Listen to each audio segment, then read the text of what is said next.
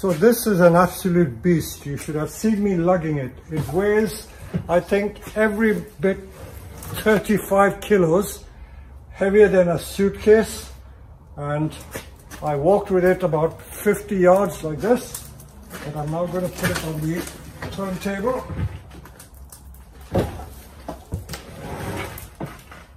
And while I'm doing that, can you see all those beautiful roots that have come through the bottom? All these beautiful roots. I grow it on gravel, so the roots go through and make the tree stronger. These are the leaves from last year. And by growing it in these tight pots, they get a very beautiful nebari. Nice gnarled nebari. So this nebari is really beautiful. I will now just switch the camera to give you a different view. So let's take a closer look at the nebari. Everyone talks about nebari. Nebari is just the root base, how the roots go into the soil. I don't like using foreign terms because many people use foreign terms to bamboozle people, to show that, oh, they know a few Japanese terms, and because they know a few Japanese terms, they're great bonsai people. Nothing could be further than the truth. They usually use that as a mask to hide their ignorance. But anyway, nebari simply means the root base. So if you have a nice root base, it gives character to the tree. And of course, only old trees have this beautiful nebari going into the soil, and it shows that the tree is well anchored in the soil. If you don't have a good nebari or a good root base, it's just like a telegraph pole or electric pole that you see in the countryside carrying the electric wires. So a nebari gives it strength and purpose. So this is an old tree that I imported from Japan more than 30 years ago, and over a period of time it's become very old, and because it's become old, branches do die. Many people think that if you buy a bonsai, it'll stay the same forever. It doesn't do that. Now this tree, you can see there was a branch there that's been taken out. So this was probably a kabudachi or clump style with 1, 2, 3, 4, and there was five trunk tree, and that was a tree. The top has died. So over a period of time, it changes. Now this is half dead. So this has changed again. So what am I going to do with it? So when you get a situation like this, you've got to restyle or redesign the tree. And this is what I really like doing. So I'm going to restyle this tree. So we look at this tree carefully and see what the possibilities are. And because it's a gnarled old tree with beautiful root base, it really has the semblance of age. So I will now take you through the various options that are before us and try and take the tree in a new direction. So what goes through my mind when I'm faced with a situation like this? It's obviously an old tree and it's a massive tree, and I want to still continuing to give that age-old look. Because it's got so much ramification, we'll exploit that. We won't cut it all off, but the first thing that strikes me is this trunk which has died. It died there and it shot a new branch, but it continues to look sickly. So this branch is not doing anything. The rest of the tree is still okay. If I just trim the branches back a little bit, it'll give me a better idea as to what the tree will look like. So I always try to help my imagination by giving it some semblance of what it should look like when I've completed working on this tree. So let's turn it around. All these long branches, over 60 centimeter long, have been created or produced during this growing season. That means since early April, they have produced all these long shoots. Also, because we've had such a hot, dry summer, many of these leaves have been burnt by the sun. So this was the only reason why these leaves have looked a bit burnt. But it may look unsightly, but the tree itself is strong. Now, straight away, we have the option of either making this side the front or making the other side the front. If we look at the camera closely, where I'm standing,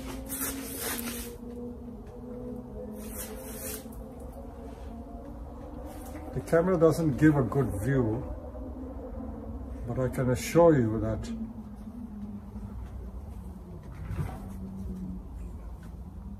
this is how I'm looking at it from here. So this is a possible front because this branch is there, but as I've always said, never decide too soon, because what you think may be a good front may turn out to be the back. Now this side is also quite beautiful. This side is also quite beautiful.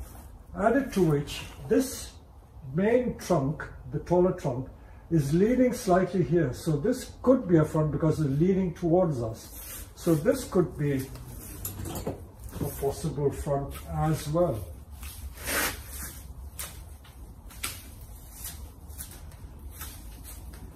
I think this has possibilities too.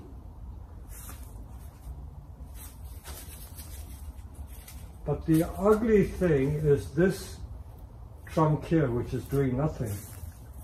So I think it has to go. Now with deciduous trees like maples, we don't talk of making gins.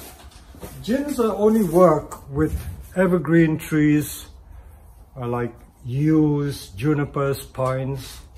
But with maples and other deciduous trees, making gin seems a bit pointless. Also, it looks ridiculous. I think if you had a bit of dead wood, just paint it black like a tree rotting naturally. So I'm going to get rid of this. So I'm just using the silky saw, nothing special about it, and I'm going to cut it out with the saw.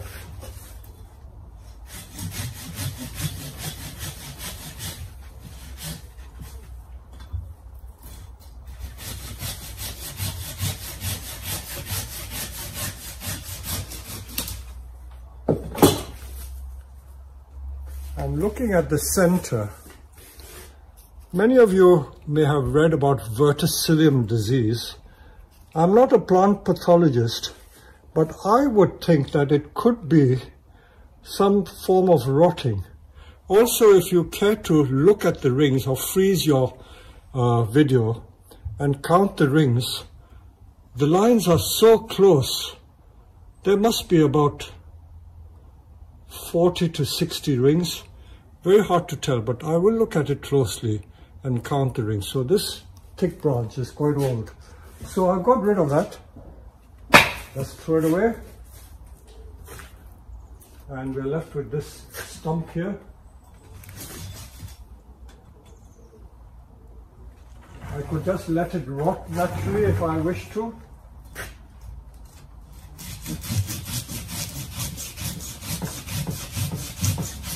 Sometimes if the wood rots, it makes a very natural feature, because in nature, when trees lose their branches or trunks, they rot and you get this beautiful hollow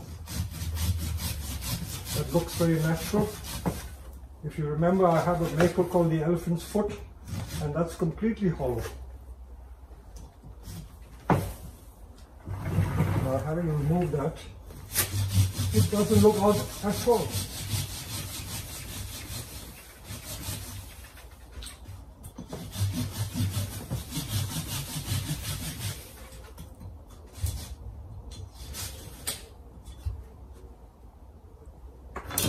I will let it rot further.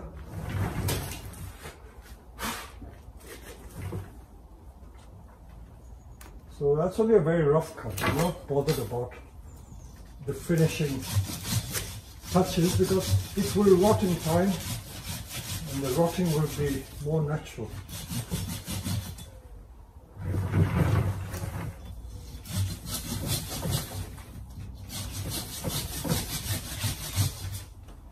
You notice I'm using my left hand glove.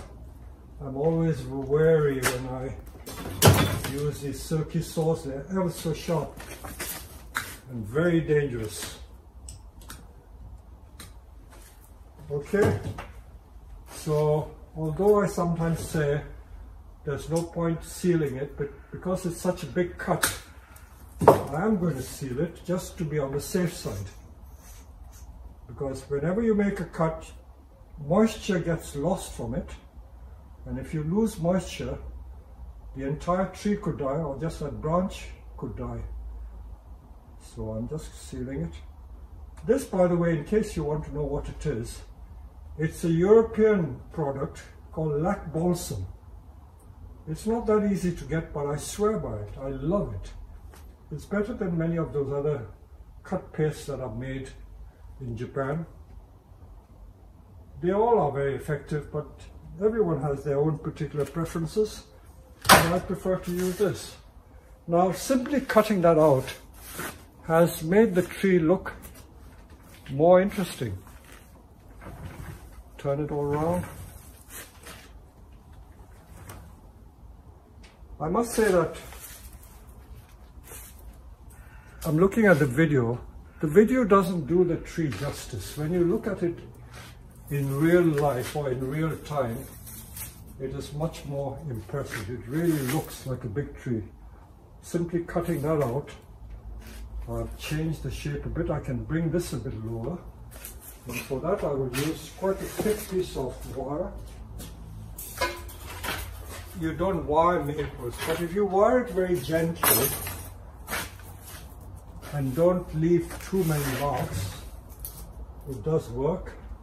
Now this is a branch on its own, but I still would like to link it.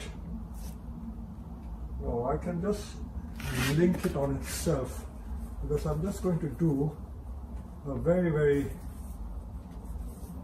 loose wiring.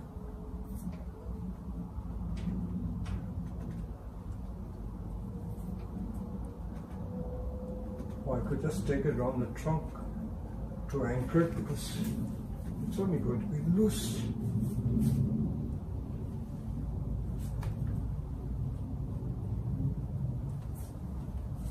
Like the S-shaped maples, they're also wired when they're very young. So the upward pointing branch is going to be splayed down like this. Be very careful you don't snap it, because maples are very brittle. They can snap. So having cut that branch out, I'm going to change the front. So for the future, the front of the tree, instead of being here, is going to be here. So it's about 20 degrees or so from the original front. So the front is going to be like so. When I repot it, when I eventually get around to doing it, the front is going to be this way, looking at it this way.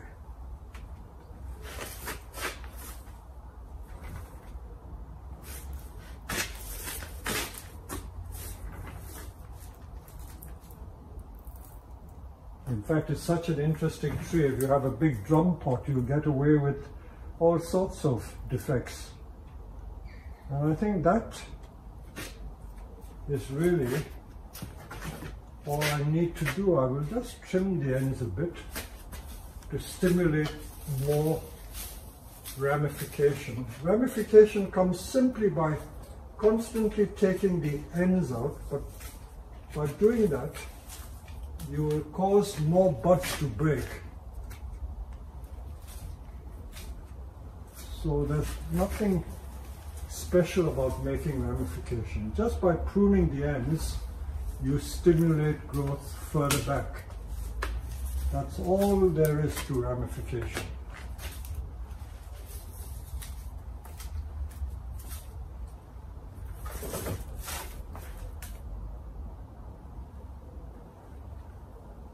So maples can be all sorts of different styles. You don't have to have one single set style. And this branch, which we thought could be used as a front, is now a back branch. If we look at it like this is definitely the back now. The front is better on that side. I've just seen another cut that I've made. I better seal that as well. Seal all these cuts. So simply removing that one single half-dead branch has completely altered the look of the tree.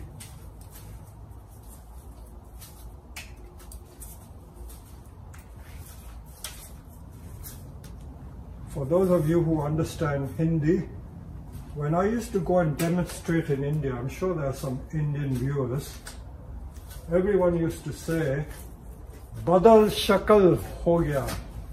That means the shakal badal ho gaya. That means the face. Shakal means the face. Badal, change, has been completely changed. Shakal badal ho gaya. So change the look of the tree just by removing that single one branch. In fact, if I were to move this a little to this side, this could still be a very nice front. I'm now going to just take the camera and give you another view. I'll spin it round and show you what it looks like. So let's have a closer look at this tree now. I've taken that half-dead branch out, so although it's left a big space, it has opened out the tree, and we have the option of looking at the tree like this. Looks like a mighty great big tree. If I just go around and view it from every angle, you see how beautiful that base is. Look at the roots going into the soil. The Nibari is beautiful, absolutely beautiful. And this is going to be one branch on this side, and this is going to form the left-hand side of the triangle. And the overall triangular shape is there, which is what you want the basic design to be. Most trees have a triangular shape or a dome shape, however old, however young. Someone may criticize this branch for going upwards, but it fills that space, so I'm not worried about that branch. That branch is quite okay. And that sweeping branch at the back, that comes out and gives depth to the whole tree. So that comes out from the back, that's looking very nice like that. So although I said it, you might want to change the front to look at the tree from this side, I still think we can now go back to the original side and look at the tree like this.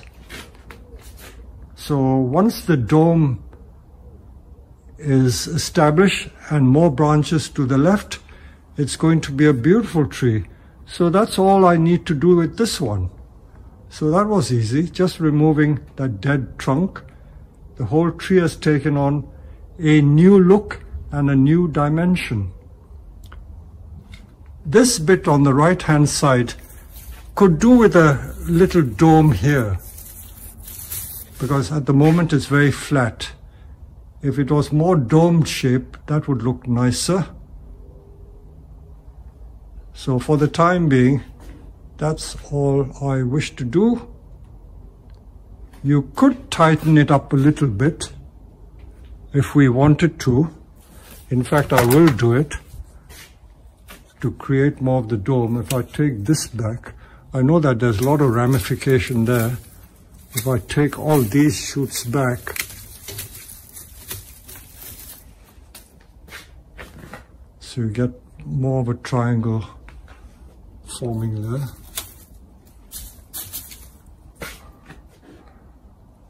So I'm going to create more of a dome over here. That sort of effect there. I think a lot of people would love to buy this tree. It's a very, very old tree. When you look at the base, this is a 200mm pair of scissors and look at the base. It's more than that. It's about 300 millimeter at the base. So much for that one, and I'll move on to another one.